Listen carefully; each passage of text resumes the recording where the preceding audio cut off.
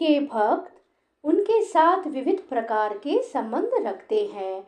कोई कृष्ण को पुत्रवत, कोई पति रूप में, कोई मित्र रूप में या कोई स्वामी के रूप में मान सकता है। कृष्ण और अर्जुन का संबंध मित्रता का है। जिस प्रकार पिता, पति या स्वामी सब अपराध सहन कर लेते हैं, उसी प्रकार कृष्ण करते हैं।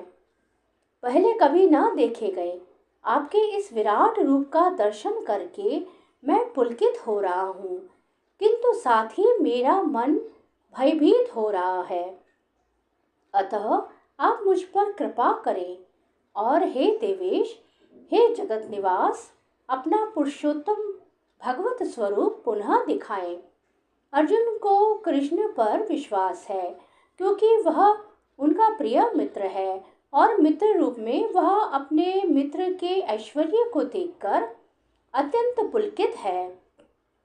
अर्जुन यह देखकर अत्यंत प्रसन्न है कि उसके मित्र कृष्ण भगवान हैं और वे ऐसा विराट रूप प्रदर्शित कर सकते हैं, किंतु साथ ही वह इस विराट रूप को देखकर भयभीत है कि उसने अनन्य मैत्री भाव के कारण कृष्ण के प्रति अनेक अपराध किए हैं। इस प्रकार भयवश अर्जुन कृष्ण से प्रार्थना करता है कि वह अपना नारायण रूप दिखाएं, क्योंकि वे कोई भी रूप धारण कर सकते हैं। यह विराट रूप भौतिक जगत के ही तुल्य भौतिक एवं नश्वर है, किंतु वैकुंठ लोक में नारायण के रूप में उनका शाश्वत चतुर्भुज रूप रहता है। वैकुंठ लोक में असंख्य लोक हैं और कृष्ण इन सब में अपने मित्र नामों से अंश रूप में विद्यमान है। इस प्रकार अर्जुन वैकुंठ लोक के उनके किसी एक रूप को देखना चाहता था। निसंदेह प्रत्येक वैकुंठ लोक में नारायण का स्वरूप चतुर्भुजी है, किंतु इन चारों हाथों में वे विभिन्न क्रम में शंख, गदा, कमल तथा चक्र के चिन्ह धारण किए रहते हैं।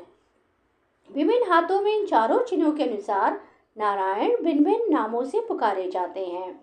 ये सारे रूप कृष्ण के ही हैं, इसलिए अर्जुन कृष्ण के चतुर्भुज रूप का दर्शन करना चाहता है। हे विराट रूप, हे शस्त्रभुज भगवान, मैं आपके मुकुटधारी चतुर्भुज रूप का दर्शन करना चाहता हूँ, जिसमें आप अपने चारों हाथों में शंख, चक्र, गदा तथा पद्म धारण किए हुए हो। मैं उसी रूप को देखने की इच्छा करता हूँ, जिनमें से राम, नरसिंह, नारायण उनके मुख्य रूप है। भगवान सैकड़ों हजारों रूपों में नित्य विद्यमान रहते हैं। रूप तो असंख्य है, किंतु अर्जुन को ज्ञात था कि कृष्ण ही आदि भगवान है, जिन्होंने यह क्षणिक विश्व रूप धारण किया है। अब वह प्रार्थना कर रहा है कि भगवान अपने नारायण नित्य रूप का दर्शन दे। और श्रीमद् भागवत के कथन की निसंदेह पुष्टि होती है कि कृष्ण आदि भगवान है और अन्य सारे रूप उन्हीं से प्रकट होते हैं। वे अपने अंशों से भिन्न नहीं है और वे अपने असंख्य रूपों में भी ईश्वर ही बने रहते हैं। इन सारे रूपों में वे तरुण दिखते हैं। यही भगवान का स्थायी लक्षण है।